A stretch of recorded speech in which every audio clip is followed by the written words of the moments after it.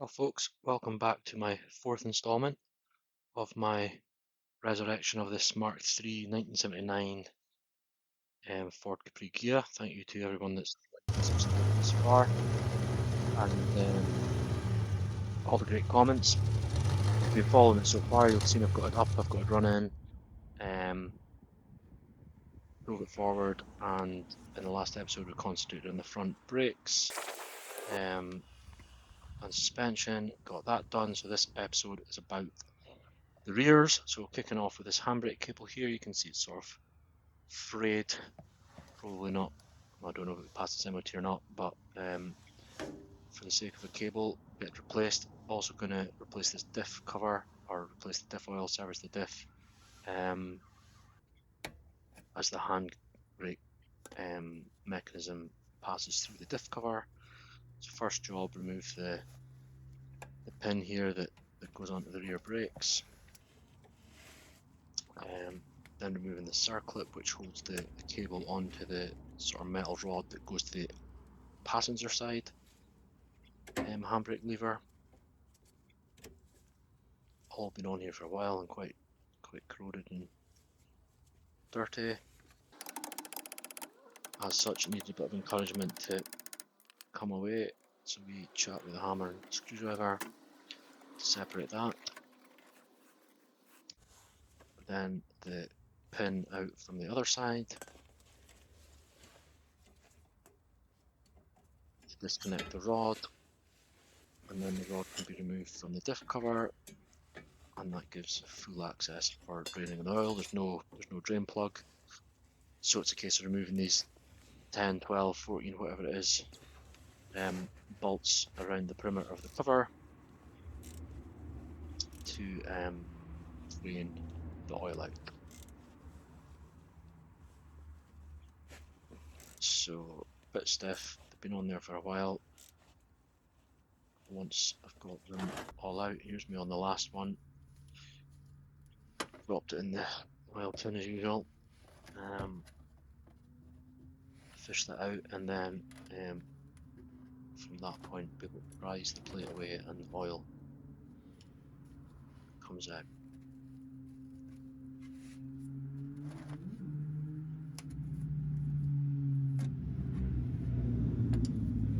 I don't know what I was expecting, but I wasn't expecting kind of browny yellow, really glunky oil.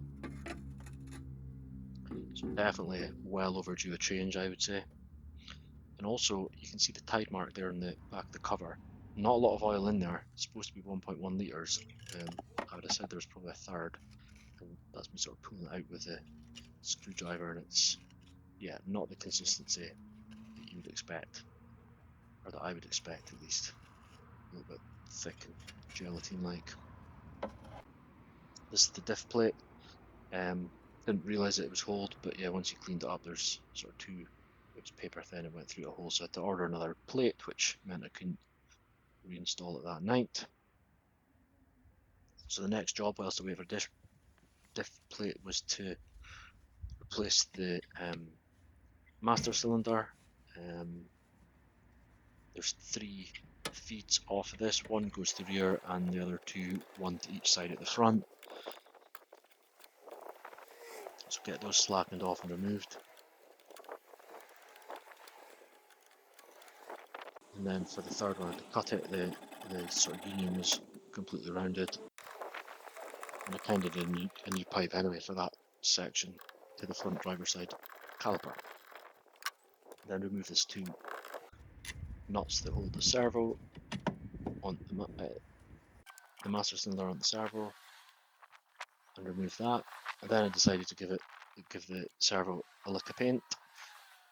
Although it's not a restoration, it just felt like it deserved a bit of hammerite, so a bit of black hammerite on there. And that's it painted. Left it to dry overnight, and then obviously fitted the new master cylinder.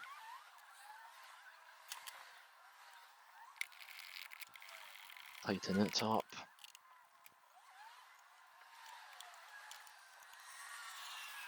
And reconnect the 2 pipes. and then make a new pipe for the driver side front that I had to cut earlier. Next up was the front end of the handbrake cable. Obviously removed the rear where it goes to brake shoes earlier. I couldn't get in from underneath, so prop shaft was in the way and this pin was completely seized.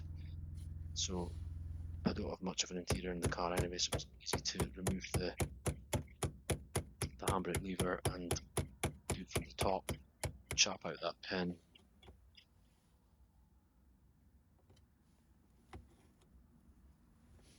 Which released that cable. And then I got the new cable, fed it down from the inside. And route it up under the car afterwards. And that allowed me to install the front end, reinstall the pin, and obviously put back on the R clip or whatever it's called, the pin that sort of secures it in place.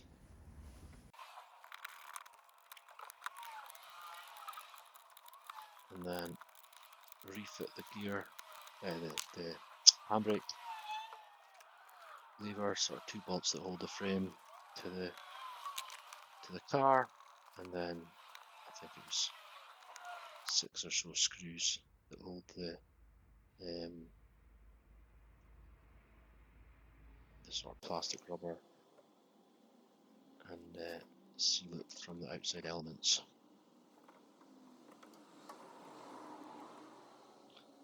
By this point the new diff covers arrived, so I can get on with installing that. Some of my favourite blue sealant onto the back, and I've obviously cleaned up the surface as well, taken a chisel, removed the old gasket. So we suffer the sealant,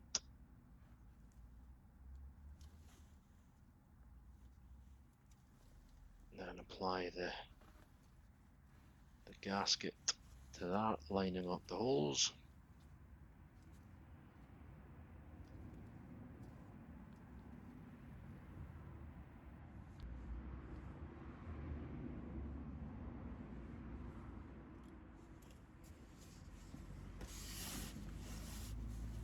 Then offer up the diff plate.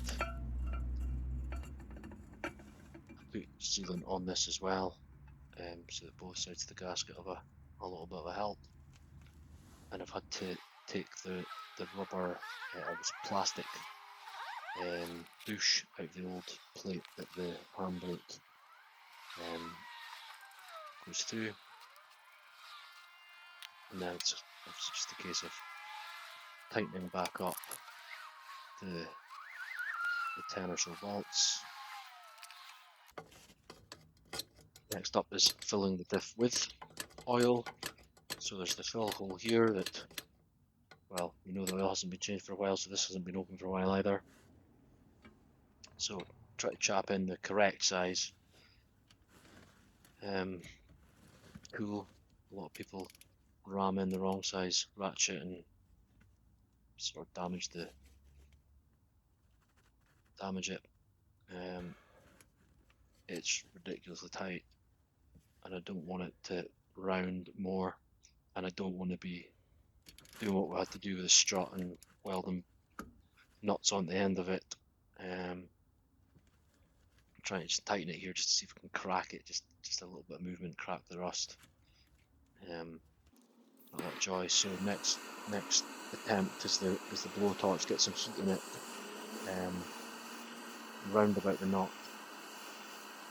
Metal expands with heat, so the theory is heat the outside, it'll expand quicker than the inner knot. Cut back in my socket, try and get it square, and then pull.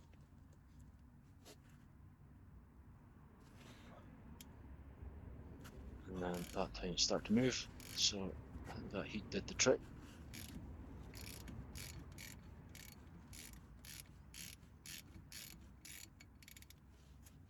Just dusting away the rust on it on top of the diff, don't want it falling into the hole once you take the plug out.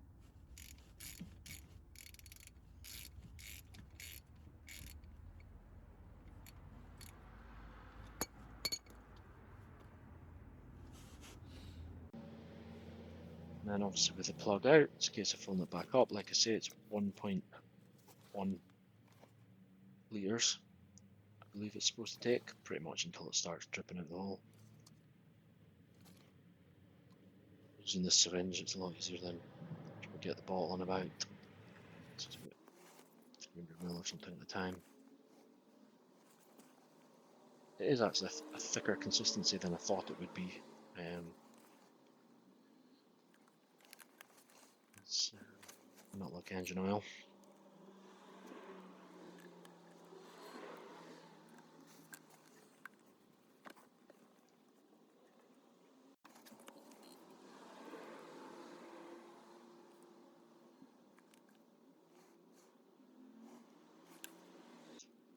So with it filled with oil, obviously plug back in, tighten that up.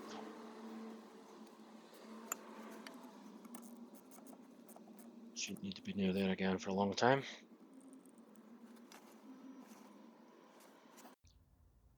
And then reinstall the handbrake cable, so that's the other end now fitted, pin reapplied, and the metal bar. Next job was the slave cylinders on the rear discs. So 2 bolts on the back plate, obviously an in and an out on this side. You can see the new one being installed there. And then the drum back on.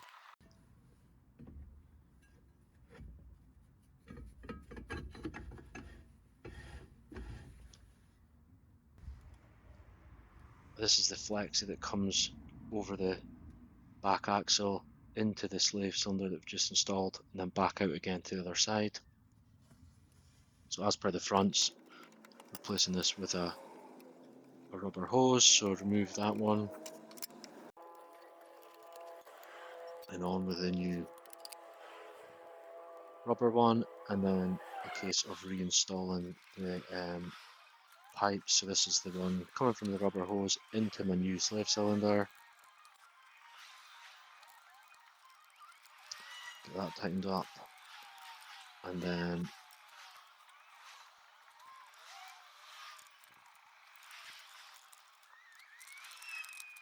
the other one there that I'm putting in, that goes across the other side, goes in the other slave cylinder, which is also being replaced, and then there's a bleed nipple on the other side. And that's basically the back brake's done. Handbrake was previously, the shoes and that had been done by the previous owner. So that's a case of filling up with brake fluid in the reservoir, and then I was going to use this sort of one-man bleed system, which I've had for a number of years. So fill that bottle up and then connect that to the top of the reservoir, and what this does is you attach it to a spare wheel and it pushes the air into the first bottle, into the second one, and pushes it through the system. So start with the furthest away bleed nipple, get that cracked off, and I walk around to the front of the car to connect the air to the spare wheel. You can just see it in the bottom right, and if you listen carefully, you hear an awful lot of spluttering, and that's because the cap of the bottle had broken and it was spraying fluid everywhere. So out comes my daughter, you can see her feet there, do it the old-fashioned way, get her to sit in the car and pump the pedal when I'm working the bleed nipples. So a wee bit of a crash course for her on how to press a brake pedal. You can see it there, starting to dribble out. So yeah, the old in, out, Push it in, in. out. Basically, she pushes, Get it out. it pushes the fluid through and the air, and Right, 2 secs. we hopefully get some fluid. And And here we go on in, the front caliper, out, and that's the fluid starting to come through. in, yay, out, You can see bubbles. in, Basically, you out, need to keep doing this until there's no bubbles coming in, through the fluid, and it's out, 100% fluid all the in, way from the master cylinder to the caliper. out, So at the moment we're getting a bit of a in, sort of 50-50 mix. out, in, out, in, Took a fair bit of time to get the out, fluid to come through just because of the amount of air in the lines. out, At this point, I think this one starts to look a bit better. There's most of the fluid in the odd little bubble here and there, which could be getting sucked through the bleed nipple to be fair. Out, in, out, Back to the back, in, similar thing there. Obviously went round all out, 3 bleed nipples. in, There's only one for the back. out, in, Multiple times, still getting a little bit of air, and didn't have a great pedal at the end of it, but out, patience of my daughter's running a bit thin by this point. I've been at it for about half an hour, so I'll come back to it another day.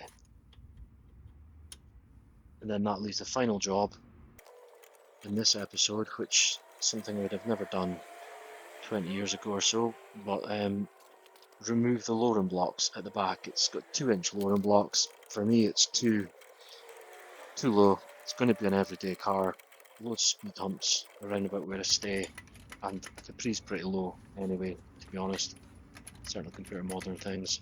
So I'm going to remove these blocks. I do have 1-inch Luren blocks that I might fit if it looks rubbish, but as a starting position, I'm just going to take them out, see what it looks like. So my plan was slacken the bracket, drop it down sort of 10-15 mil, slide the block out, and then obviously tighten it back up again, but didn't quite work how I intended. I did know it was kind of notched into the bottom of the axle and leaf spring, but it was more of a notch than I remembered. So I had to slacken these nuts off more or less to the end of the threads. Maybe had about 10-15 mils left before I was able to wiggle the block out. And then from there, let the axle back down onto the spring, like so, and then obviously tighten up that U-bolts and the bottom bracket to hold it all in place. It takes quite a bit of time. Obviously it'd be quicker if I cut the U-bolt and then I got a ratchet on.